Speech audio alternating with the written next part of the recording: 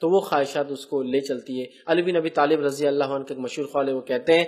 نفسانی خواہشات کو تم دباؤ، اس کو ذلیل کرو، اس کو غلام بنا کے رکھو تو یہ تمہیں اچھائی کا حکم دیں گی، اور اگر تم نے اس کو آزاد کر دیا اور چھوڑ دیا تو یہ تمہیں گناہ کا، معصیت کا، برے کام کا حکم دیں گی۔ نفس کی فطرت یہ، نفس ایک ایسی چیز ہے، اس کو آپ غلام بنائیے تو یہ صحیح چیز کی طرف چلیں گے، اور اس کے آپ غلام بن جائیں گے تو یہ آپ کو ایسے راستے لے جائیں گے جس کا خاتمہ جہنم کے اندر ہوتا ہے، جس کا خاتمہ جہنم کے اندر ہوتا ہے۔ تو یہ مجھے اور آپ کو یہ چیز ٹھاننا ہے،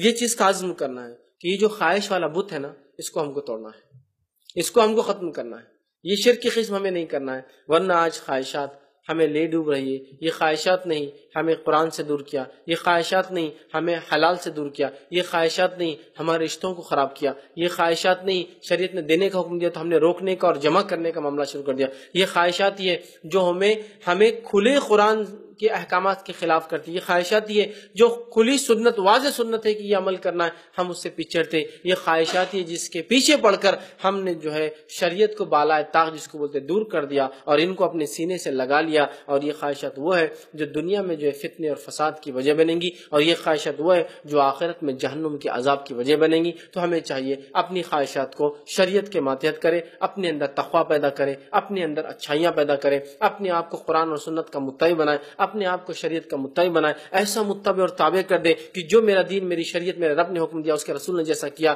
اس کے صحابہ نے جیسا سمجھا، بس یہی میرا دین، یہی میرا مسلک، یہی میرا مذہب، یہی میرا کام ہے دنیا میں، اس سے ہٹ کر میں دنیا میں کچھ نہیں کروں گا، تو انشاءاللہ عزیز ہم دیکھیں گے دنیا بھی ہماری کامیاب ہوں گی، آخرت بھی کامیاب ہوں گی۔ لیکن یہ خواہشات کے چکر میں پڑ کے کچھ تو حاصل ہم کر پائیں گے، شاید کچھ تو حاصل کر پائیں گے دنیا کا، لیکن آخرت مکمل طور سے ہاتھ سے نکل کر چلی جائیں گے، جس کو اپنے آنکھوں سے ہم دیکھیں گے۔ لہٰذا ہمیں اپنے آپ کو متقی و پرہیزگار بنانے کی ضرورت ہے، متبع کتاب و سنت بنانے کی ضرورت ہے، متبع شریعت بنانے کی ضرورت ہے، اپنی خواہشات کو اپنا غلام بنانے کی ضرورت ہے، بنسبت اس کی کہ اپنی خواہشات کے ہم خود غلام بنے، اسے اپنا غلام بنانے کی ضرورت ہے۔ جب دنیا میں انشاءاللہ اس کو غلام بنا کے رکھیں گے تو آخرت میں یہ نجات کا ذریعہ بن جائیں گی، اور دنیا میں اگر اس کے غلام بن جائیں گے تو آخرت میں یہ عذاب کا ذریعہ اور آخرت میں جو ہمیشہ کی تکلیف اور جہنم کا ذریعہ بن جائیں گی۔ تو ہمیں ایک مسلم مرد اور عورت ہونے کے ناطے اپنی خواہشات کو انشاءاللہ دبانا ہے، آج اس عزم کے ساتھ ہمیں اٹھنا ہے کہ ہمیں انشاءاللہ اس خواہشات کے بت کو توڑنا ہے، اور جو یہ نفس ہمیں کہتی ہے، نفس پرستی کو چھوڑ کر کتاب و سنت اور شریعت پرستی سے کہیں گے، شریعت کے مطابق ہمیں جو ہے